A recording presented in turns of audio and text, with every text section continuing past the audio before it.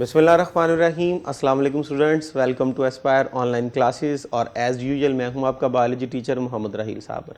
तो स्टूडेंट, हमने चैप्टर 3 जो था वो लास्ट लेक्चर में कंप्लीट किया। लेक्चर नंबर 20 के अंदर आज हम 21 स्टार्ट करने जा रहे हैं।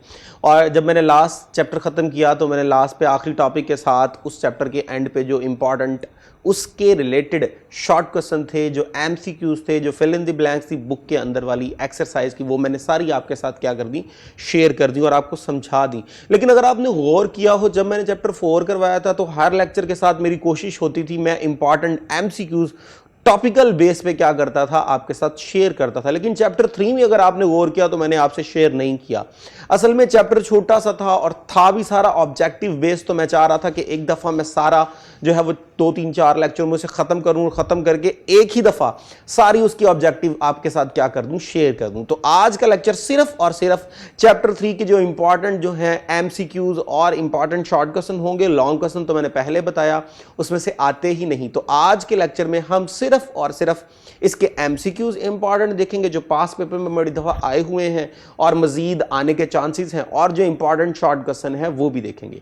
तो आइए जी स्टार्ट करते हैं चैप्टर 3 के फर्स्ट MCQ को, जो कि है हमारे पास an enzyme with its cofactor remove is termed as.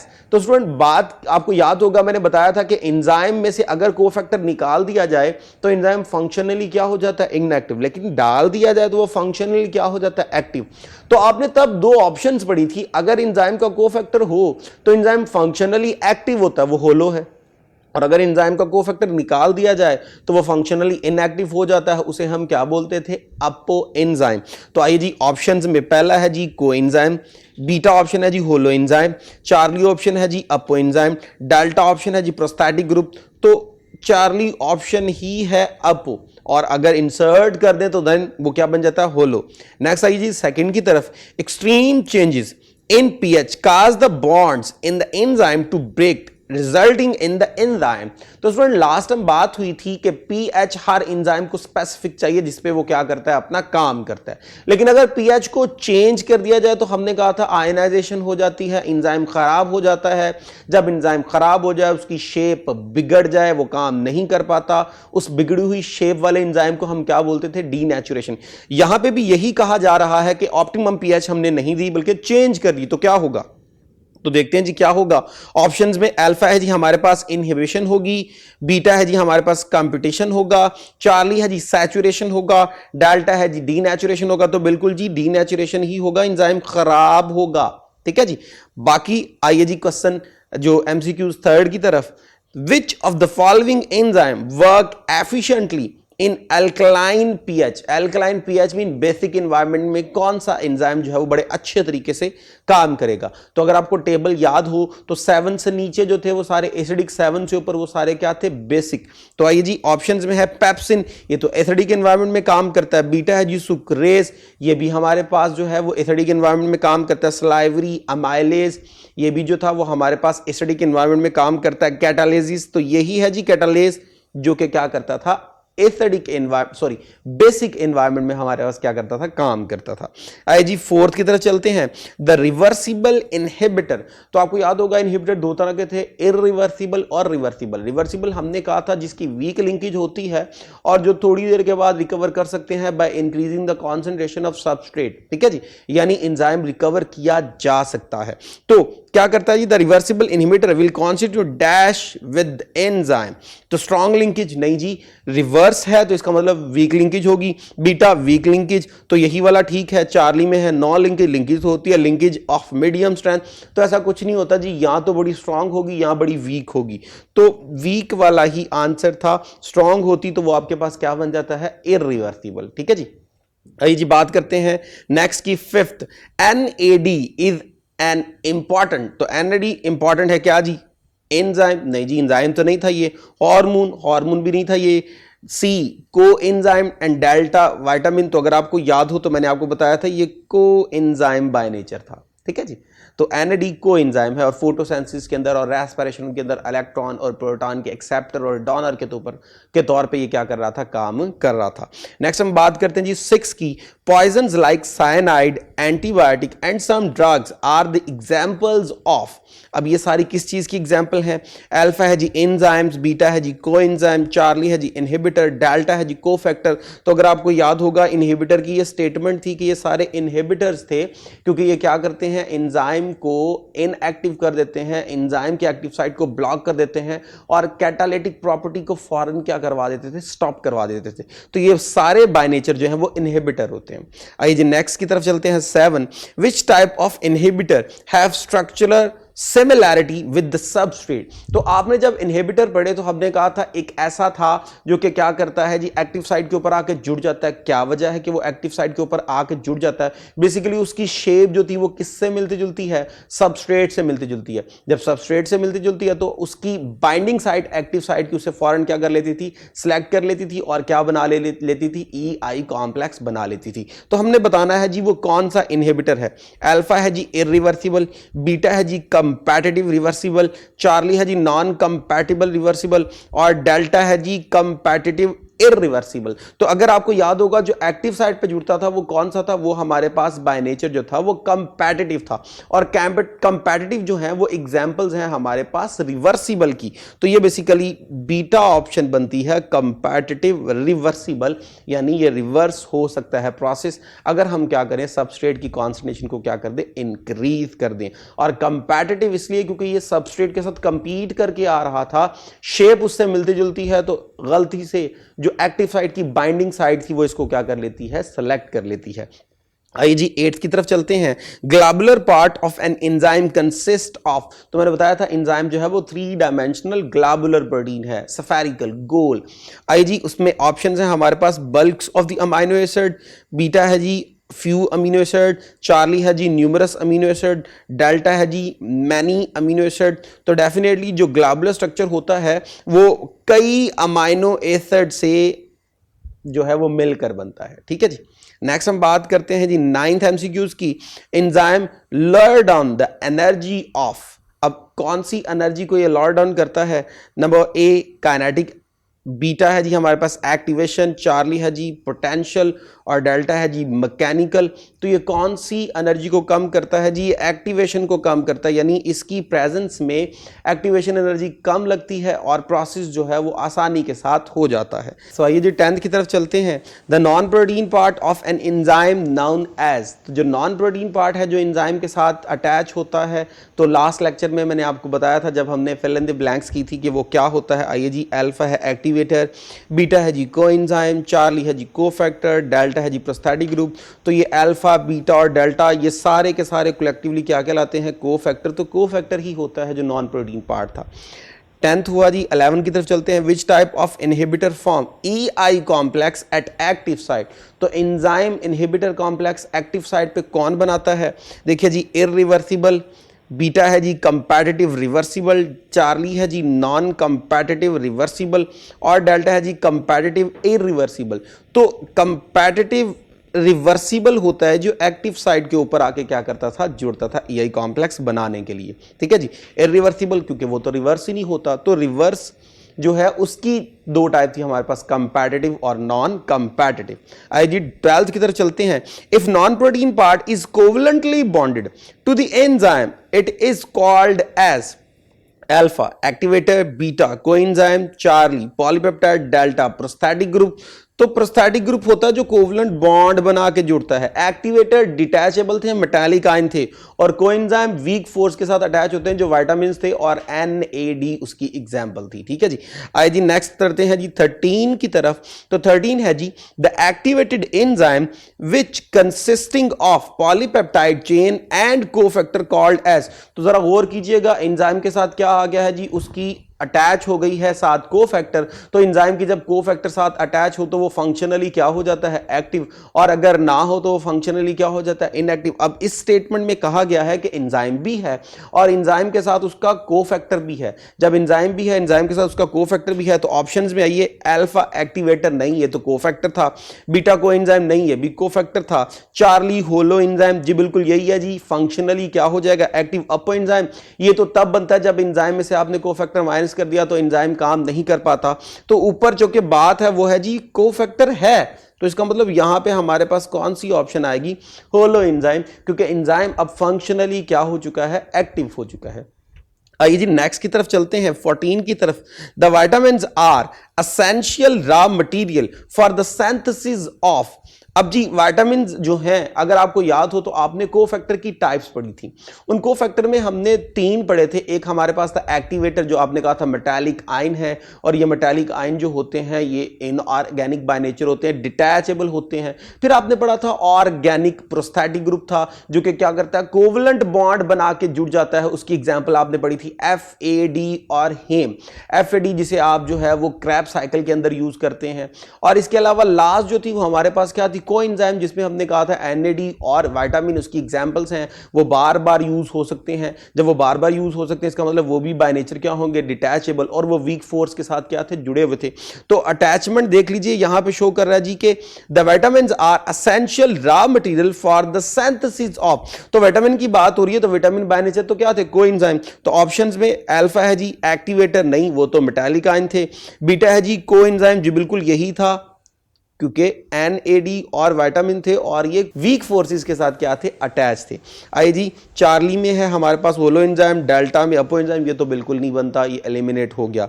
आइए जी नेक्स्ट चलते हैं हम 15 की तरफ।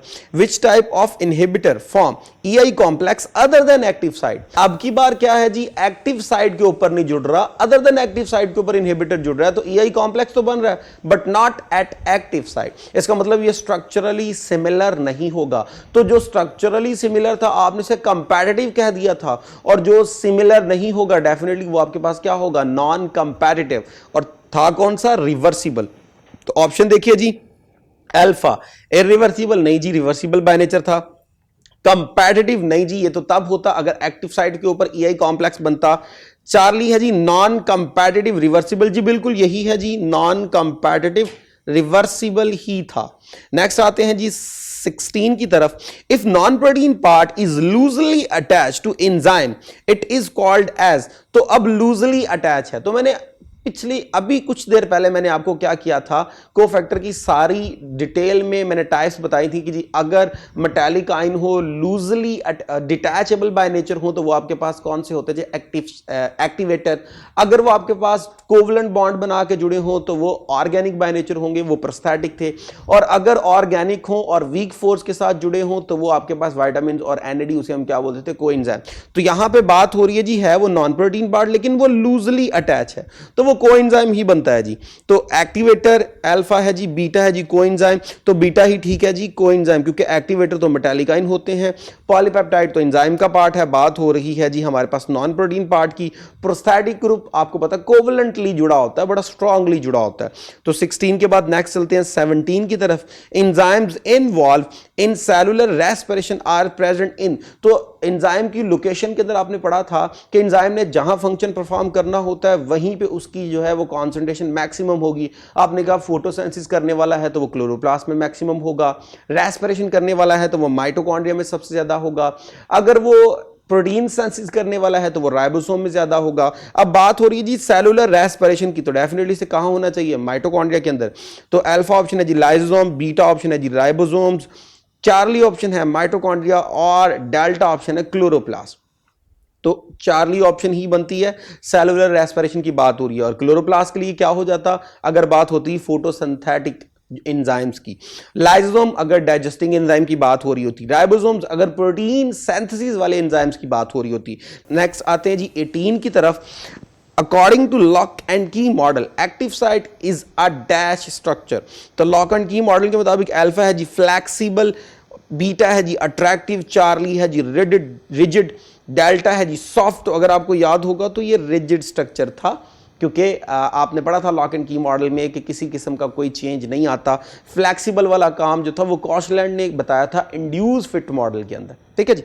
तो चार्ली ऑप्शन है। Next, the optimum pH enterokinase is. अब एंटेरोकाइनेज एंजाइम क्या होता है स्टूडेंट? ये वो एंजाइम है जो आपके डाइजेस्टिव ट्रैक में होता है और वहां पे ट्रिप्सिनोजिन इनएक्टिव एंजाइम को ट्रिप्सिन में कन्वर्ट करता जाके प्रोटीन की क्या की जा सके, डाइजेशन की जा सके। आई जिसकी पीएच में अल्फा है जी 2, बीटा है जी 5.5, चार्ली है जी 4.5, डेल्टा है जी 6.8। तो स्टूडेंट बीटा ऑप्शन है जी 5.5। और मैंने लेक्चर के अंदर आपको बताया था कि जी ये एक टेबल था पीएच वाला, उसको लाजमी याद कीजिए। एमडीकैट में बड़े एमसीक्यूज उसमें से आए हुए हैं और आपके पास पेपर में बड़े एमसीक्यूज उसमें से आए हुए हैं।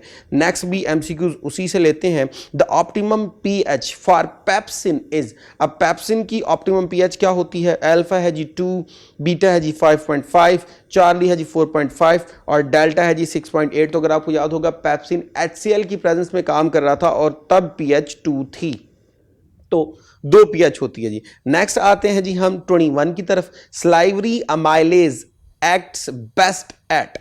ओके जी, अल्फा है जी 7.2, बीटा है जी 8.5, चार्ली है जी 4.5 और डेल्टा है जी 6.8। तो स्टूडेंट 6.8 ही थी, ठीक है जी।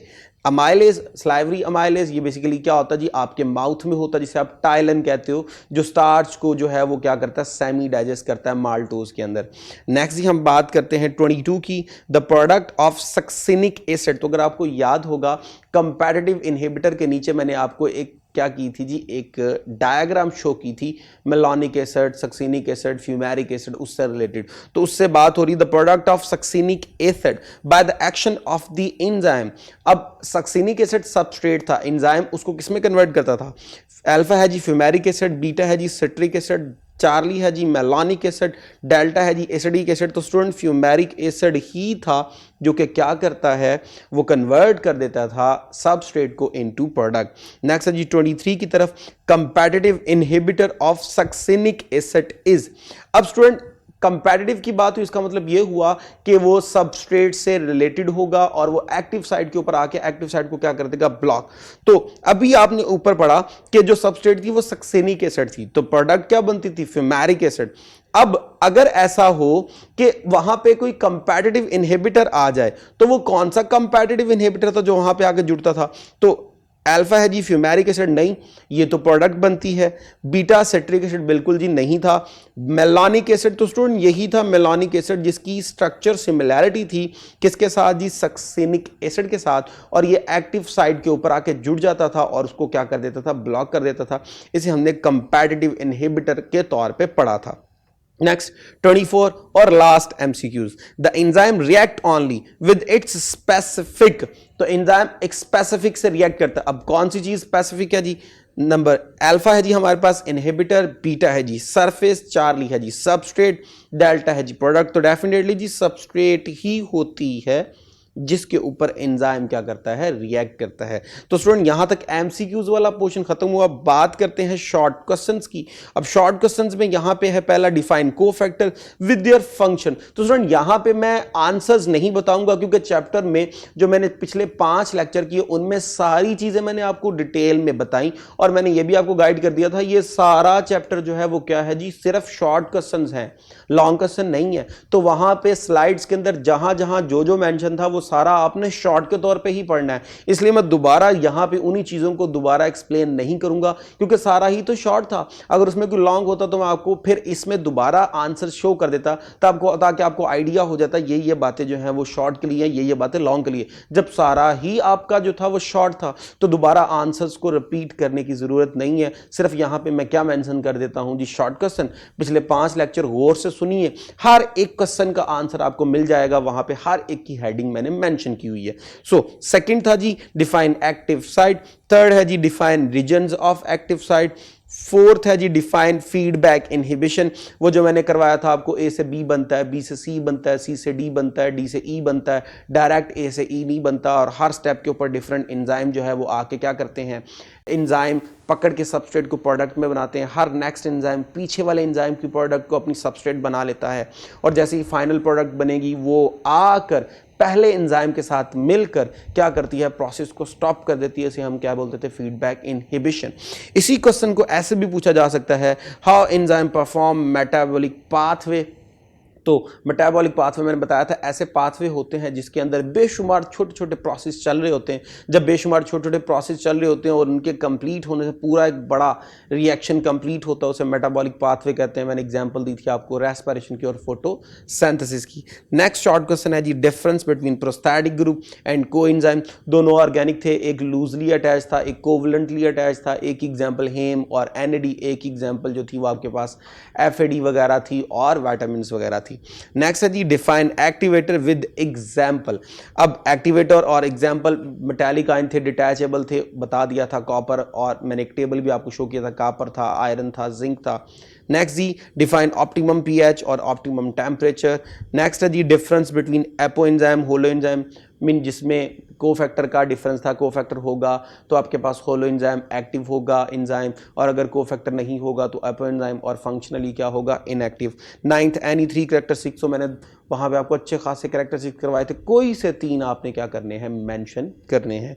Next, why pepsin is produce in inactive form, तो ये भी आपको बताया था, पेप्सिन पेप्सिनोजन की फॉर्म में पैदा होता है, क्यों होता है। लास्ट कैरेक्टर था ये हमारे पास एंजाइम के कैरेक्टरिस्टिक्स का, जो कि चैप्टर 3 का सेकंड लेक्चर था। नेक्स्ट हम आते हैं जी 11 की तरफ, डिफाइन इनहिबिटर। लास्ट लेक्चर में यही पढ़ा था हमने with examples. Define lock and key model, define induce fit model, difference between competitive और नॉन कंपैटिटिव, और डिफरेंस बिटवीन रिवर्सिबल और इरिवर्सिबल। तो ये कुछ इंपॉर्टेंट शॉर्ट क्वेश्चन थे, लॉन्ग तो आते नहीं, इसलिए मैंने MCQs भी सारे आपको करवा दिए जो इसके इंपॉर्टेंट बनते थे, और जो इंपॉर्टेंट शॉर्ट क्वेश्चन बनते थे वो भी मैंने आपको करवा दिए। तो अब तक के लिए इतना ही। नए लेक्चर में नए चैप्टर को स्टार्ट करेंगे जो कि होगा चैप्टर 2। तो इजाज़त दीजिए, थैंक यू वेरी मच, अल्लाह हाफिज़।